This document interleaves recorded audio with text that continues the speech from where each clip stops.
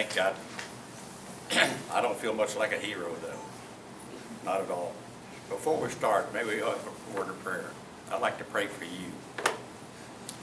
Our Heavenly Father, there's so many blessings that you give us.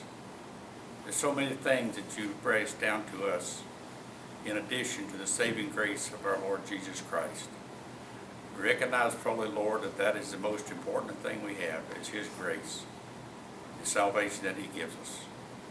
But Lord, as I look at these young folks sitting before me right here, I think, Father, that in a few years or a short time, they will be entering into this world. I ask you, Lord, to guide their life. Whatever profession, whatever occupation you call them to, let them see your hand at work. And realize, Lord, that you need everybody. You need the lawyers, the doctors, the medical profession. You need the farmers. You need the ones who work in the factories. You need the office workers. You need everybody to carry out your word. And I pray, Father, that you would help them to develop their skills that you've given them to your honor and glory, and they'll see your hand at work and follow you as you lead their life. I lift them before you, Lord, in Jesus' name. Amen. It's my privilege to be here today to tell you a little bit about my experience. And one thing I want you to understand about it, as we talk about the war, is most times you hear about the war as being a big picture.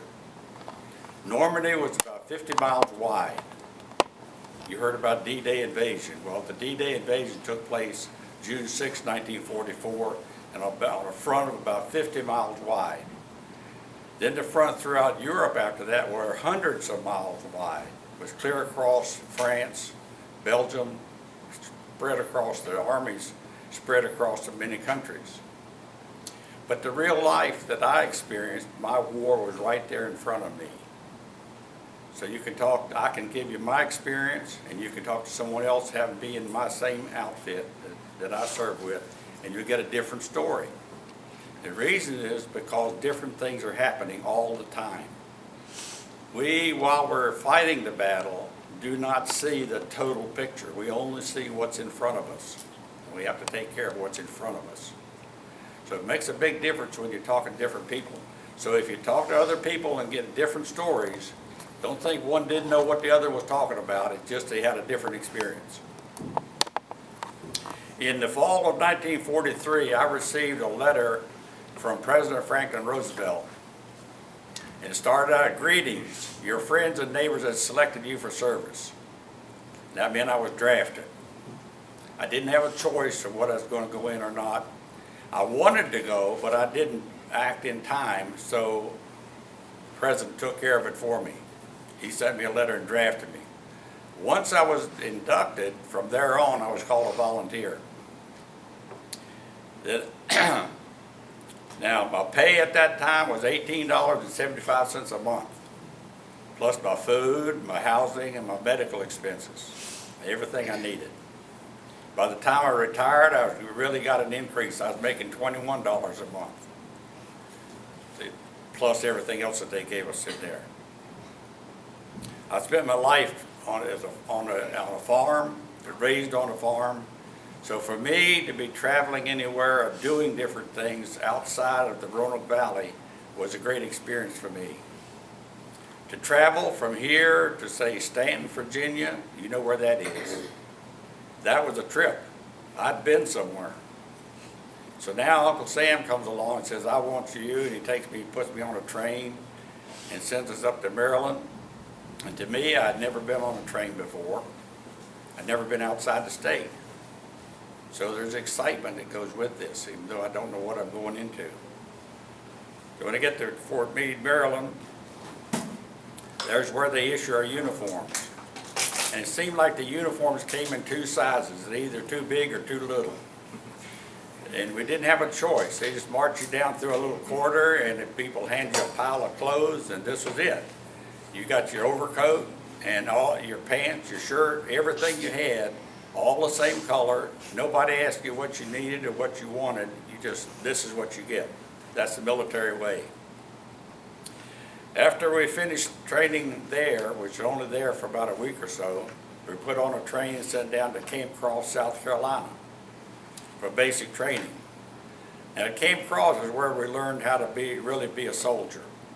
That's where we were taught how to handle the rifle, machine gun, and grenades, the mortars, and the gas mask, and something else we learned too, how to recognize an officer, how to salute, how to follow orders, and what happens if you don't do it right.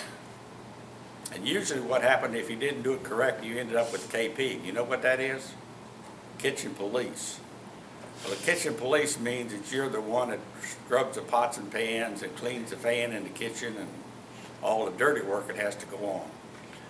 If you didn't do it right, that's what you end up doing. Now, if you did it right, there were times when you got assigned to do that anyway, but that was often used as a punishment. After training in April of '44, I was sent to a camp outside of Boston. I don't know the name of the camp. I might tell you that a lot of things I don't remember the details of at all. Just remember a lot of the things that happened in there. But we went to this camp after training up in Boston, and from there we were sent out overseas. Well, when we left from the camp to go down to the dock to board the ship, we were told not to tell anybody anything about what we were doing. You've heard the old saying, a slip of the lip can sink a ship? Well, it was very true. And we had to worry about it. So they gave us orders that we were to move out, but we were not to tell anybody we were going. Or we didn't really know where we were going because they didn't tell us. But they said, don't tell anybody you're moving. So we get on a train, and it's the elevated railroad going through the city of Boston. We're on the way down to the dock. So as the train moves down through the city, we noticed that out of the apartment buildings, people were leaning out the apartment building, waving to us and wishing us goodbye and good luck and all this. They seemed to know more than we did about where we were going. When we got down to the dock, this was the first time I'd ever seen a ship in my life, and the first time I'd ever seen the ocean. So I'm all excited about what's really happening to me. I thought, boy, this is the biggest ship in the world. There's nothing going to bother this out here. It was the USS Brazil. So we go up the gangplank, and I remember that I stopped partway up the gangplank and looked at it and said, oh, this is so big, and man, it's just awesome to see this thing. But get on deck, and I go down 2 decks below where I went to get in, where the bunker was. Well, the bunks are stacked 4 high. They're really hung from the ceiling and anchored at the floor. And they're 4 high, and I'm on the 3rd one up. And whatever you had with you, with your bags or whatever you had with you had to go on that bunk with you. There's no storage space. You had it with you. If you carried too much, that's just tough. You had less room to sleep in because you had to keep it with you. And we started out from Boston then. A few days out later, we joined a convoy, and I found out my ship wasn't so big after all. There was much bigger ships out there. So one day when we were aboard the ship, we were all supposed to put on our life jackets and practice for abandoned ship drill, just in case we got hit. Well, I wasn't a very good sailor. Every time I got on the water, I got seasick. And I was sick. And when it blew the whistle and said to abandon ship, everybody's supposed to go up on deck and be ready to jump overboard. I just stayed in my bunk. I didn't move to get out, and the lieutenant or an officer came through checking to make sure we were all out. And I was there in my bunk. He called to me and said, "Soldier, what'd you do if this ship was really going down?" And I said, "I guess I just float out." I didn't call him sir, and I didn't offer to get up or do anything. He just shook his head and walked off. Because the only thing I thought about is every time I looked outside, all I could see was seasickness as far as I could see. And I just all I wanted. Something else they didn't tell me about. You ever try to wash in seawater? You know, no one told me that soap is kind of hard to get off in seawater. It goes on all right, but it doesn't come off very easy, not like it used to happen. And we had clear, fresh water to drink, but you had seawater to wash in. And it was pumped in right out of the sea, and that's what we had. So I had a time with that. It worked out. Being raised on a farm paid off pretty good because I didn't take too many baths on a farm. In those days, Saturday night was tub night. And in between, you didn't take too many baths in between. So that helped me out in there a whole lot with that one.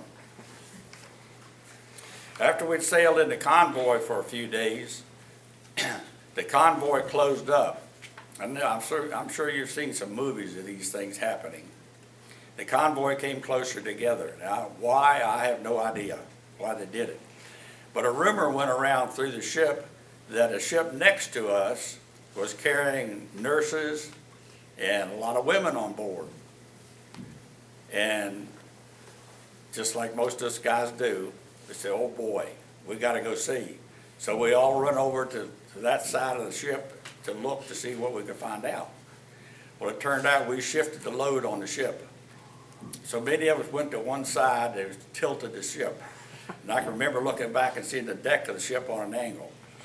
Well, you can imagine what that did for the captain. He got real upset. He come out with a bullhorn and on the deck and yelled at us all and said if that ever happened again, we were going to stay below for the rest of the voyage. Now on the ship, we ate in a large room called the mess hall. And it got to be a real mess too after a while. There were high metal tables, and they give you a metal tray, and you go down to this window, and you didn't say what you wanted to eat. They just put your food on the plate. You either eat that or go hungry. You didn't get a choice of what you had. Then you go back and put your tray on this metal table. Well, the ship's rocking and rolling, and you got this metal tray. Well, it starts sliding on the table. So we're standing up. You have to hold on to that tray while you eat. And after a while, people got sick from that too. So we really had the mess hall was the right answer, right description for the room we were in for a long time. Then after we've been out on the sea for quite a long while, we noticed the word went around that the sun was going down. It was 3 o'clock in the morning. So we run up on deck just to watch this happen. Now we didn't know it, at least I didn't know it, what was happening, but it meant we were further north. And I didn't realize the sun ever went down anywhere at 3 o'clock in the morning. So I'm learning something new about things. I didn't even know where I was, except it was excitement to do it. After 10 days, we landed in England, in Liverpool. After we got off the ship, we were taken to a barracks where we're given a bag and shown a pile of straw. And that bag, we're supposed to fill it up and make our bed out of it. That was our bed. That's all we got. Wasn't any pillows or anything else, just handed a bag of straw and made our bed we only stayed there a day or two, thank goodness. And then we moved on up somewhere else in England. And we went into a camp where we were put in you've seen these big square tents that the Army set up? Well, that's what it was, the whole camp. There were no buildings, just out in the field. And each tent would hold 6 or 8 people. Each man was assigned a cot within the tent. And everything you had to be with you on that cot or you set it on the ground. There was no floor in the tent, but there were wooden boards laid down for you to walk on. But it helped a little bit, but it rains a lot in England. So all of us, thousands of us, tramping along out here in the field. It didn't take long for these fields to turn into mud. And I mean a lot of mud. So the boards were nice to help us out a little bit, but it wasn't long till they got covered with mud too. Now these camps also didn't have any bathrooms. We had our field kitchen for fixing food, which was another tent set up, and they used something like these 30-gallon trash cans to put food in and that type of thing. So we'd go down, and that's where we got our food in our canteen, in our mess kit. Then we wash it by another can that had sterilized water in it, disinfectant water, I should say. So we go and wash it out in that. To wash, we had a row of sinks, just water. You use your soap and water and wash in that. No bathrooms. Our toilet facilities were a row of big cans, buckets, with a toilet seat put on top of it. They had built in a canvas around us to give a little bit of privacy, but there's no top on it. And every day there was a horse-drawn wagon, a man would come by with a horse-drawn wagon and empty the buckets. And we called him the honey wagon every day when he came through. Now what he did, I don't know, but that's how he took care of it anyway. On June the 5th, we noticed that the air traffic was much more intense than it had been most other days. Now, it was very intense every day. There was a lot of air traffic overhead. But on the afternoon of June 5th, it got very intense. And I'm not exaggerating to say the sky was full of aircraft. Now there's over 13,000 aircraft in the air. I didn't know that's how many it was at that time. But they were going over to Europe, to France, and bombing the Normandy beaches and preparing for the invasion. We didn't know that. All we knew was something big was happening because of the aircraft that we could see what was happening. Then the next day, on June the 6th, we heard it was D-Day, so we knew what was happening. About the end of June of '44, then I was ordered along with the rest of us in camp to get on board a train, and we were headed for Europe. Now they didn't tell us we were going to Europe. See, I was a private, so I didn't get told. I wasn't told very much about anything. Just give orders to do something. So we got on board the train there in England, and for us let's see, I was 18 when I was drafted, so I was 18 then. And every time something happened, you're curious about what's going on. You want to look out and see what's happening. Well, we learned that when the train stopped, he'd blow the whistle before he started out again. So when the train stopped, we'd jump off the train and look around a little bit and wait for that whistle to blow. And when it did, we'd jump back on the train. So this time it stopped, and we had a boy on a bridge there. We asked him where the train was going. He said he was going to London. And sure enough, we did. But we didn't get to see London. When it got close, it went underground and came up out in the country after we passed London. It went on down to the dock. Then I was put on board of an English ship. And I said, I got sick every time I got on the water. Well, the English Channel is rough water. So we started across the English Channel. But when I got on board the ship, I found a hammock. And I thought, boy, this is going to work great. I crawled up in the hammock and took my place, and I thought it'll swing with the ship and I'll be good. Well, it didn't work. I hung over the ship and fed the fish all the way across the ocean, across the English Channel in there. So it didn't work too well for me.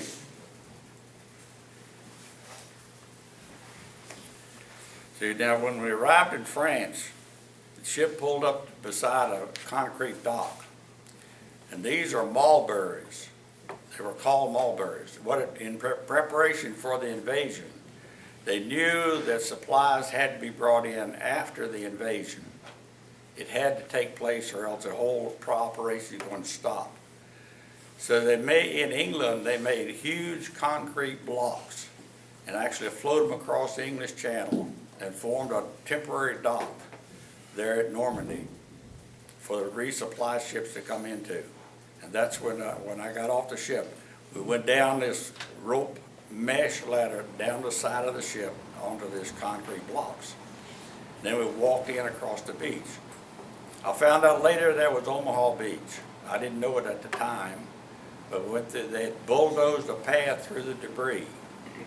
We saw knocked out tanks, sunken ships, sunken landing craft, there's knocked out trucks, all kinds of equipment.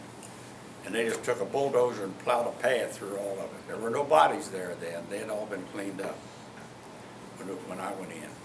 But we walked in along with the supply trucks, the tanks, half-tracks, everything else that was coming in on the supply ships that went in.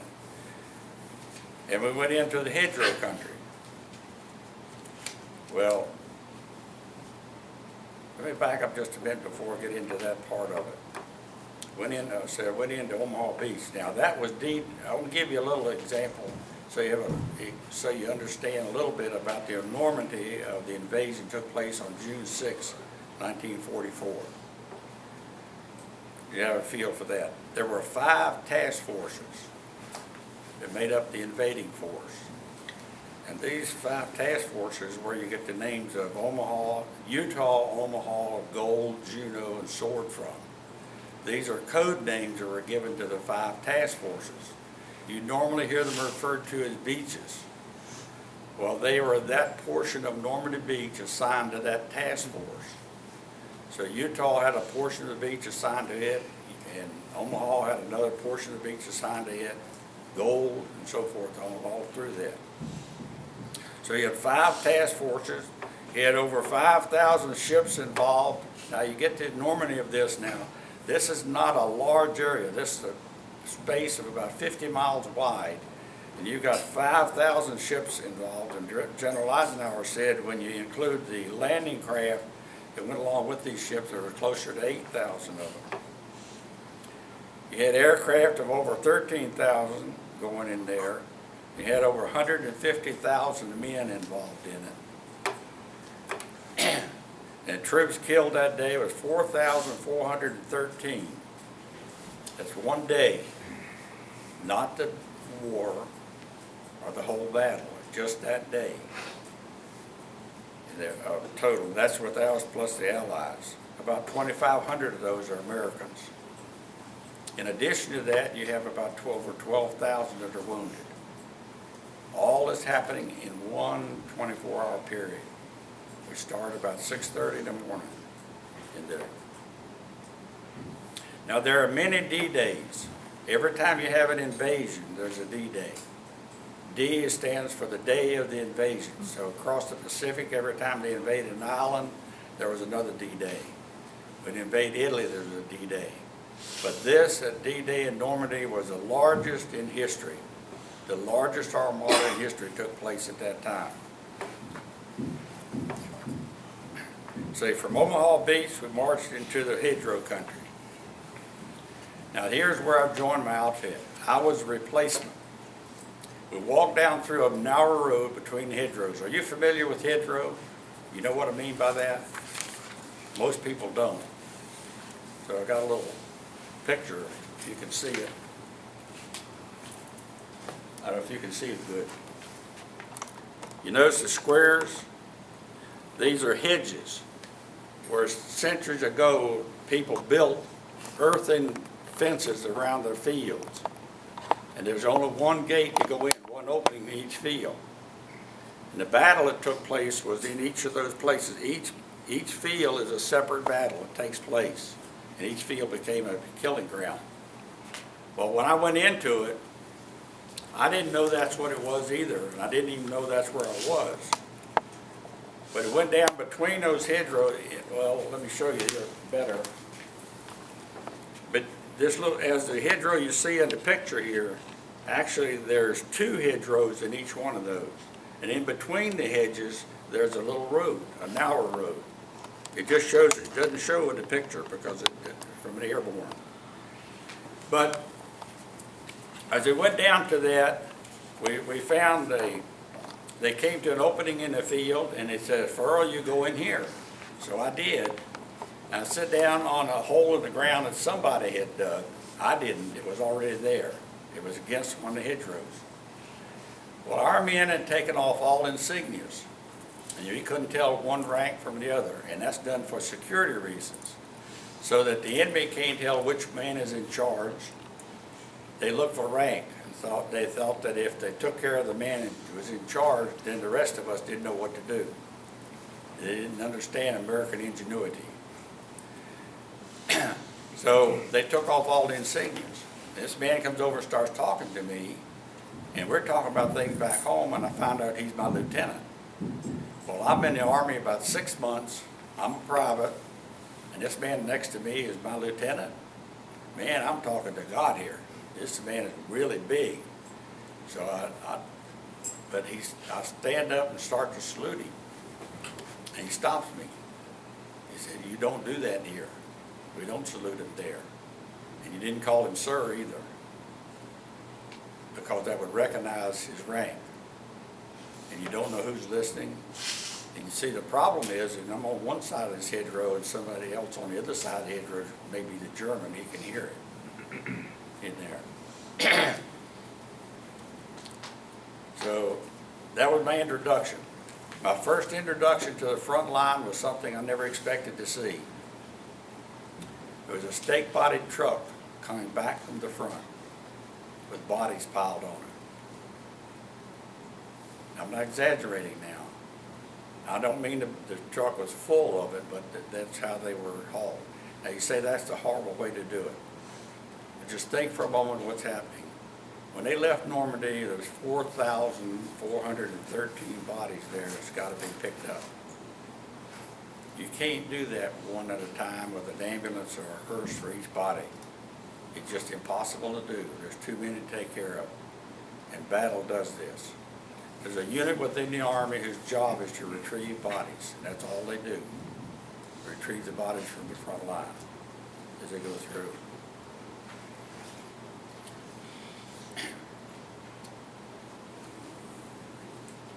This guy tells you about the hedgerows in here.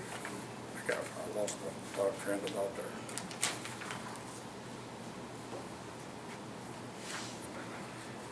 As I was showing you in the battle of the hedgerows, each one of those fields we had to take made it very difficult to do, because every field was different. See, back in those hedges, the Germans had their equipment so we couldn't see it.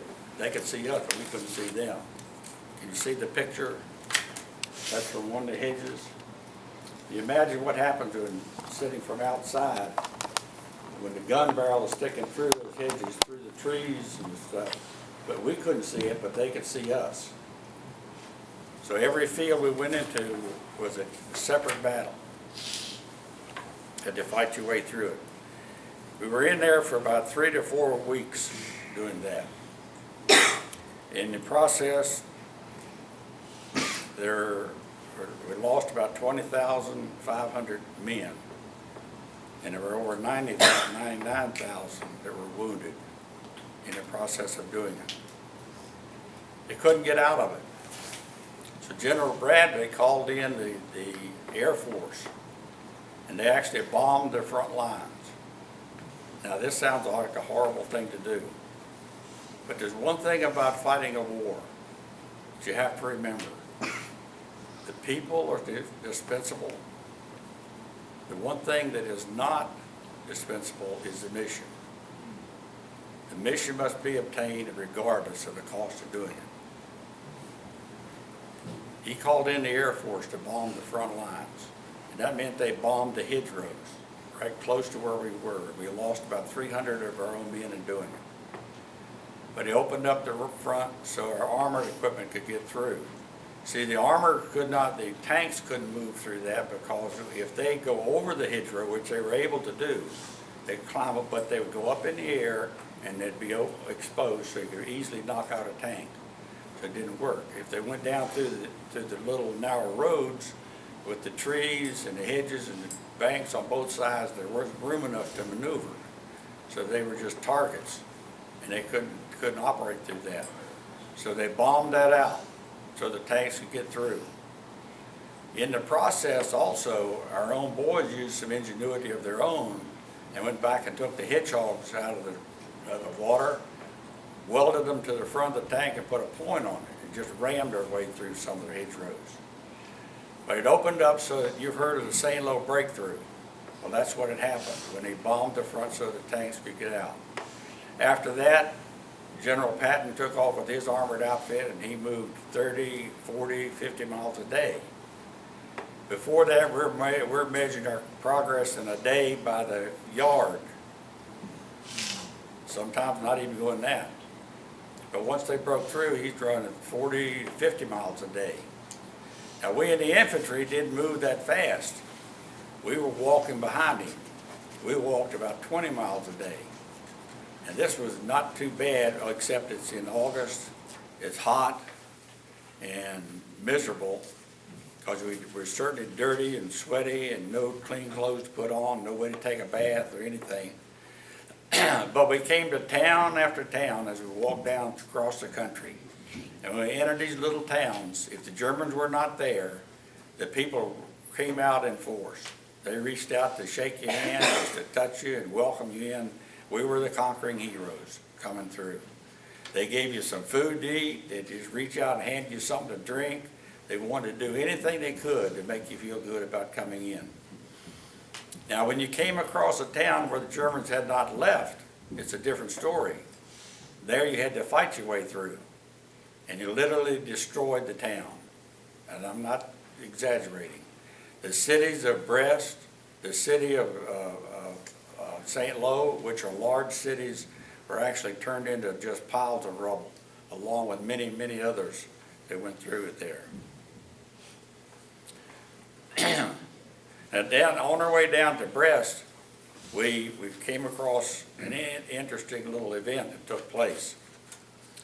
At Brest today, we were battling for Brest, and the German general decided he would retire. And he sent back word, the word got around that this German general would not retire. I mean, he would surrender. And we got word he was going to surrender. But his word was he would surrender if our general, or man of equal rank, came up to him, and he would surrender if somebody was equal to his rank. Well, our general went down, and I don't remember his name, but he went down to him, and they were down in a bunker, which is a concrete bunker. And we heard about this, so we all go down to watch this happen, watch this take place.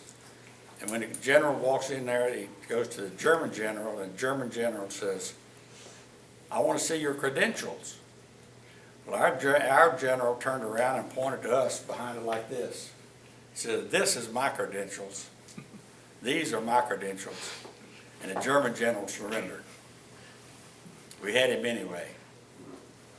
So after the battle at Brest, we went back and was on train guard duty. The train guard duty was one of the problems that they had of getting supplies from the Cherbourg and the Normandy beaches to the front. As the front kept moving, it got harder and harder to keep supplies up to the men. So our job was to supply that, to guard that train that went through. They put us on the train and gave us orders that said we could go anywhere in the European theater of operation on a United States operated railroad. It didn't have any time on it. It needed a destination. So we rode the train. They told us that you better get it up there because we might need what's on the train. We were infantry, so we may need what's on it. We got it to the front, to the destination we go to, and on the way back, we stopped in Paris. Now, we didn't have any money to amount to anything, but we had chocolate bars, and we had some cigarettes. I don't recommend cigarettes, but we used them some there for the wrong reason. And you'd be surprised what a chocolate bar would buy for you, though. So we went in there and stayed as long as our rations or our money worked out. But while we were walking around Paris, Paris was not harmed at all, hardly. So it's like a sightseeing tour for us. We went into these fancy hotels, the fancy restaurant, and what we didn't know was the Army had taken over some of these nice hotels, and they were using it for arrest duty for the soldiers. We didn't know that. So we walked into the restaurant, and we sit there, and they had a nice meal, and we're trying to figure out how in the world we're going to pay for it, because we didn't have anything to pay with. We figured out how we're going to get out of this. But you know, those days of being the GI and the young as we were, we just took chances. But it turned out we didn't have to pay for it. We didn't know that when we went in, but it turned out we didn't have to. So we went back and got some more good meals out of that. We could have had a room. We didn't know that either. So we'd already gotten down at a little hotel that only had one bathroom on the floor type thing. So it was really interesting. We went into the Paris Opera House just looking around. And when we got into Paris Opera House, we were just looking around. The lady came up and wanted to know if we wanted to see the program. Said, well, we didn't have any money for it. So he gave her half a pack of cigarettes, and she put us up in the balcony right in the front. So you can buy most anything if you knew how to bargain with it. I don't recommend that practice, but that's what we did then. How we doing with the time here? Another 20 minutes. Oh, okay. See, about the end of September, we were moved to Luxembourg, and from Luxembourg, we moved into the Hurricane Forest, which is on the border of Germany and Belgium. Now, the Hurricane Forest is a very dense fir tree forest. I mean, it's so dense that on a day like this, when you go in, you would not see the sunshine shining between the trees. It was very dense when we went in. Now, the Germans were already in there. They had heavily mined it. And when we walked in, we had to go through all of this. So the shelling was very intense. And it's September, it's rainy, it's up north, it's getting cold. When we get there, we're in lots of mud, and some of the vehicles are up to their axles in the mud. It was so deep and bad. But we jumped off into the forest, and by then I was on a machine gun. So we came across a place where we set up the machine gun in a place the Germans had already been, and we pushed them out. So we had a big hole in the ground we called a dugout. And through the battle, when the shells hit the trees, limbs from the trees, debris from the tree would fall down. Well, it fell over top of this hole, and we were underneath it. And that was real good because that was something between us and what's coming down from the top. So we were glad to see that come down. And we're cold, hungry, tired, and we decided each one of these K-rashes we lived on had a little package of coffee in it, instant coffee. So we took one of our canteen cups and built a little fire down this dugout, and we figured we'd get away with this because the trees over top of us diffuse the smoke, and we'd get away with it. Well, we went in there in September, but now this is November. It's come across. And about the time we got that cup of coffee, it was the best cup of coffee I ever had. I only had a few sips of it because we made one cup and passed it around all of us to drink it and put the fire out. But we had no more than finished that coffee. It was my turn to relieve the man on the gun. I got up to do that, and just as I did, I started out to him, and a shell hit the gun, blew up the gun and killed him and blew me back in the hole where I started out from. Now, just to understand what's happening here, now, we started out in September. This is now up in November, and I remember being there for Thanksgiving Day. And it's so cold, and you don't go out at night. You don't go back and get rest and come back to the front. You go to the front and stay there, regardless of what happens. We were cold, we were hungry, I'd seen enough death, I've seen destruction, and this shell hits and blows me back into the hole. I felt I had had all I could take.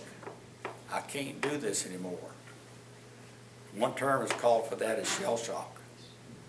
And I reached the point where I felt I was getting it. I had to do something. What I did was stop and pray.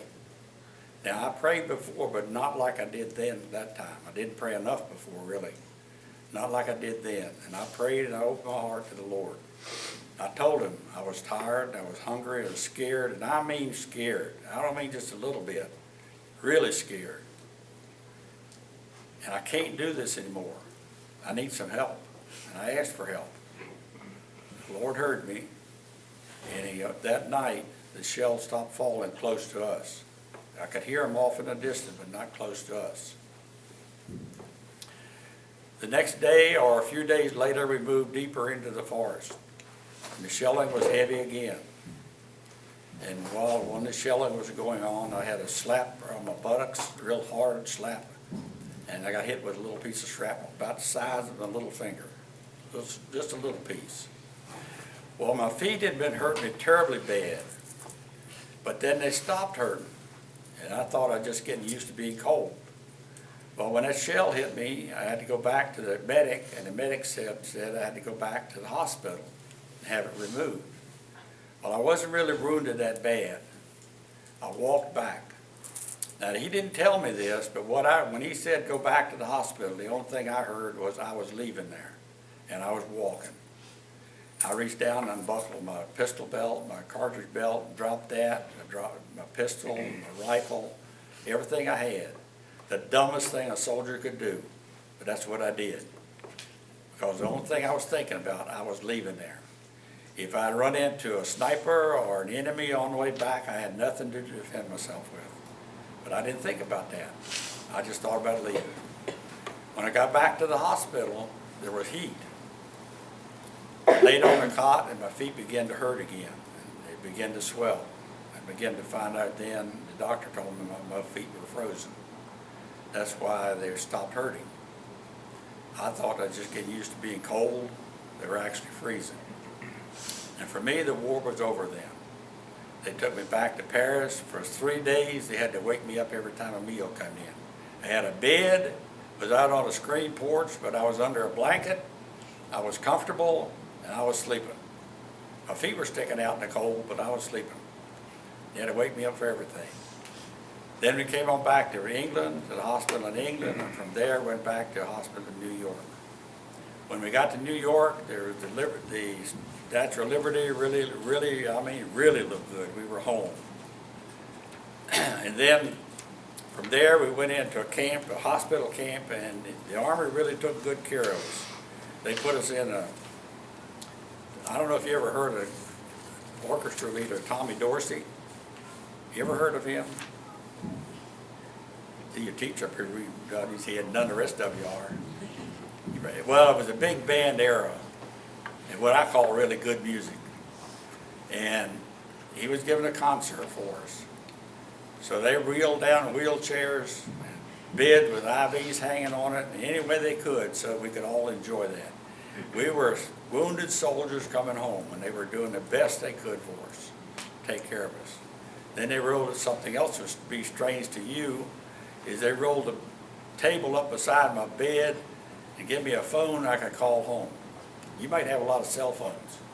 Our communication wasn't like that. We had letters that took months to get to us, and they had one phone in the room where they let me call home and talk to my parents. It's the first time since I left there. Then I stayed in until August of '45. I was discharged. So I stayed in to the end of it anyway, because VJ Day happened, I think, the 15th of August. And I was home by then. Now, maybe I should stop and let you ask some questions here. I'm not sure about the time we got here. I want to go to some after. Question anyone right now? Can we hear the prayer of FDR? Yeah. Well, I want to tell you about something that happened, the difference in our country then.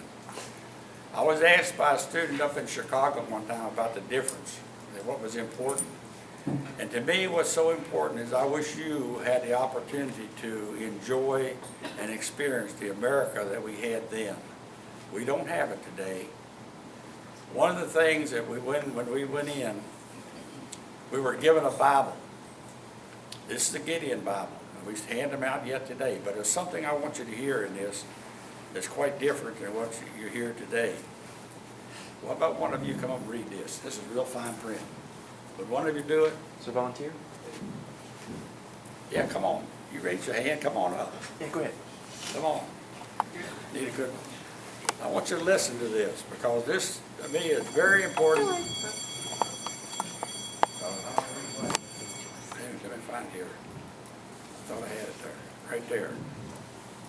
Can you read that? This right here. That right there. Now I want you to listen very closely to what this is and who is saying it. You read it? Yes. As Commander-in-Chief, I take pleasure in commending the reading of the Bible to all who serve in the armed forces of the United States. Throughout the centuries, men of many faiths and diverse origins have found in the sacred book words of wisdom, counsel, and inspiration. It is a fountain of strength, and now, as always, and aid attaining the highest aspirations of the human soul. Who signed it? Can't read it. Oh, Franklin D. Roosevelt. Right, Franklin D. Roosevelt. Thank you. You notice the difference in this? The reason I want you to see this, I feel free to tell you this, you hear a lot about the date and about the separation of church and state. Well, back then, we had a president who recommended that you read it. That's the difference you don't have now. We worry about whether or not the government can even mention it. But believe me, that was our source of strength at the time. It's there. Another thing we had there was, at that time, was we had to battle on the home front as well as in the Army and the military. There were rations. You couldn't go down to the store and buy meat, or sugar, or many things unless you had your ration stamps. Women couldn't buy nylons. Nylon was needed to make parachutes. Cars didn't have tires they needed. They didn't make cars. They stopped making them, made war materials. But nobody complained. Everybody joined in and worked together because of the good of it.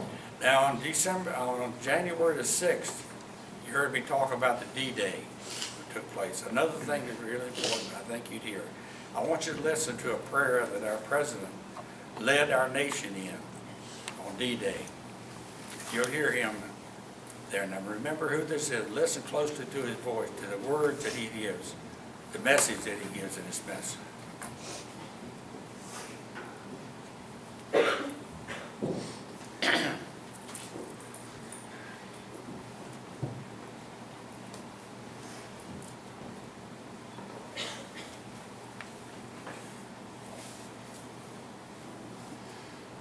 I need to go get the computer unlocked, so please keep. Oh, okay. You want it? Okay, great.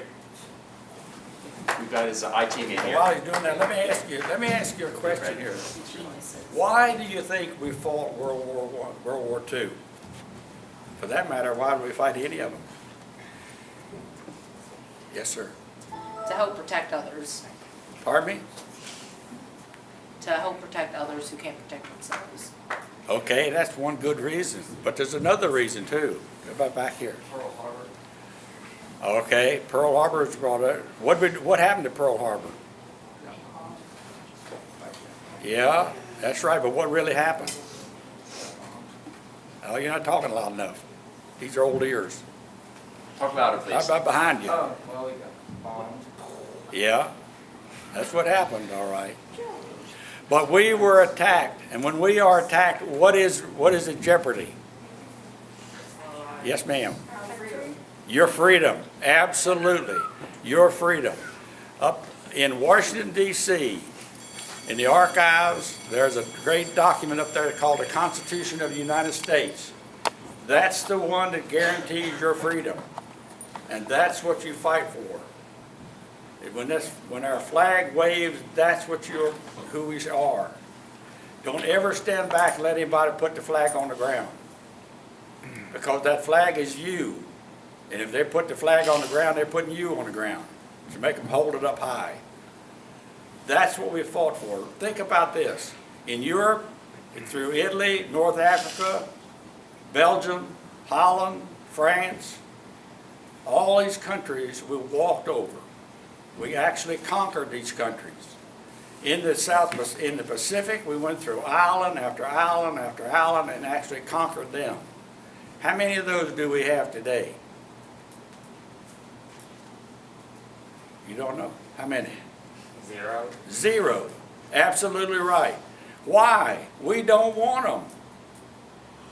We want freedom in those countries. That's why our Army fights today, is to put freedom where it is not there and to bring freedom to the other world. That's the only reason we're there. We don't want what they have. We have better than most of the world has. We have the best country in the world. We don't need them, but they need freedom, and we need freedom to protect us. That's why we have the military, and that's why we need it in there. Okay, yeah. Listen to President Roosevelt.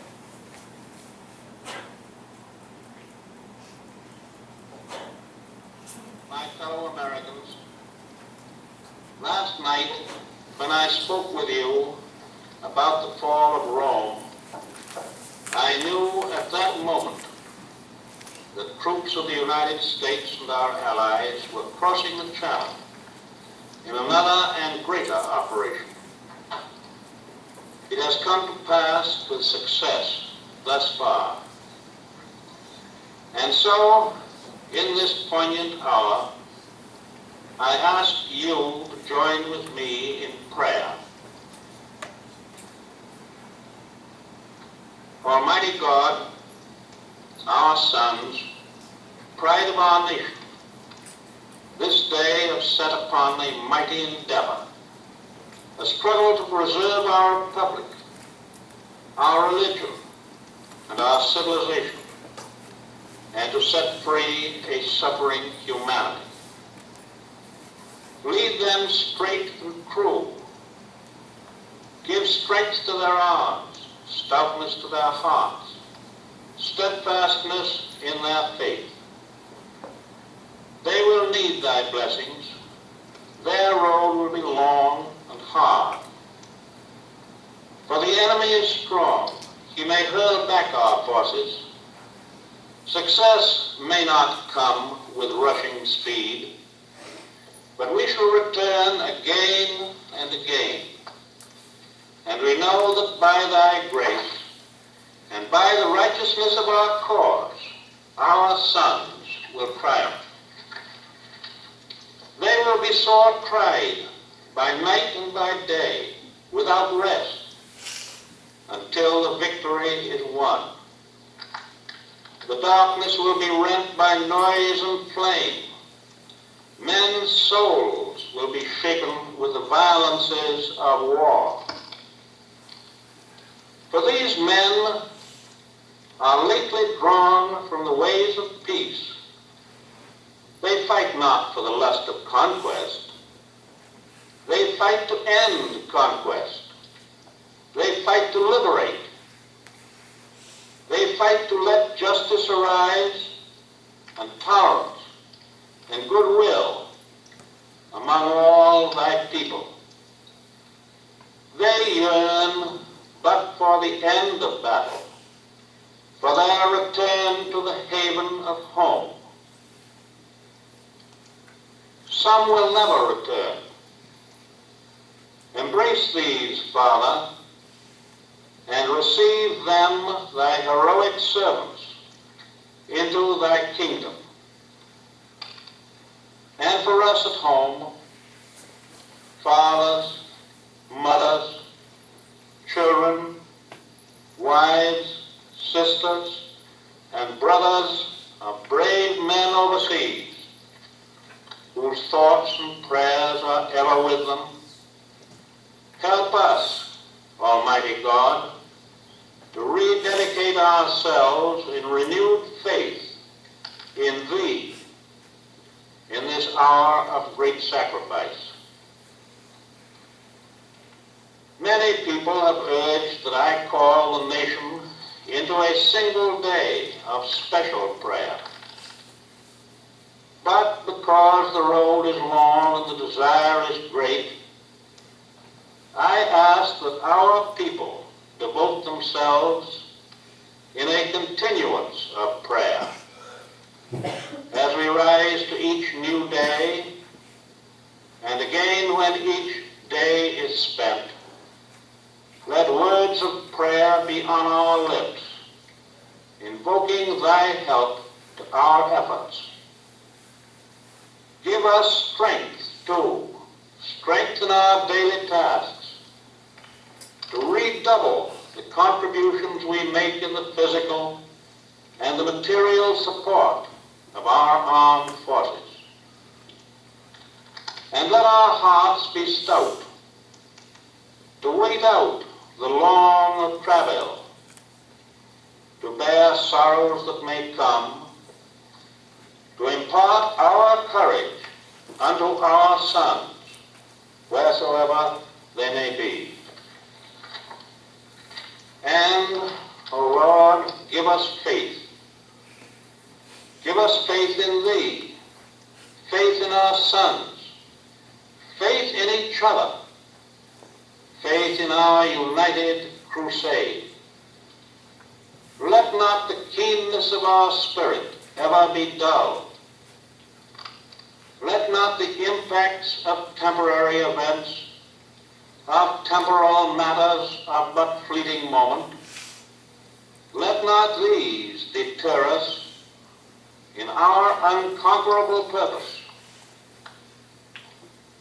With thy blessing, we shall prevail over the unholy forces of our enemy. Help us to conquer the apostles of greed and racial arrogancies. Lead us to the saving of our country, and with our sister nations into a world unity that will spell a sure peace, a peace invulnerable to the schemings of unworthy men, and a peace that will let all men live in freedom, reaping the just rewards of their honest toil. Thy will be done, Almighty God. Amen. There you heard from the President himself.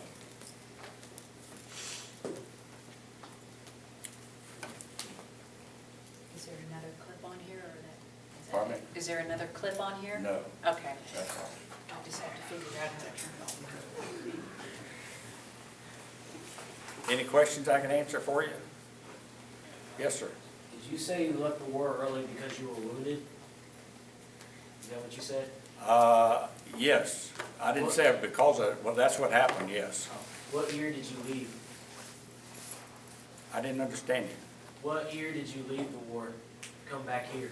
To come back, it was, see, I came back from Europe, would have been January or February of 45.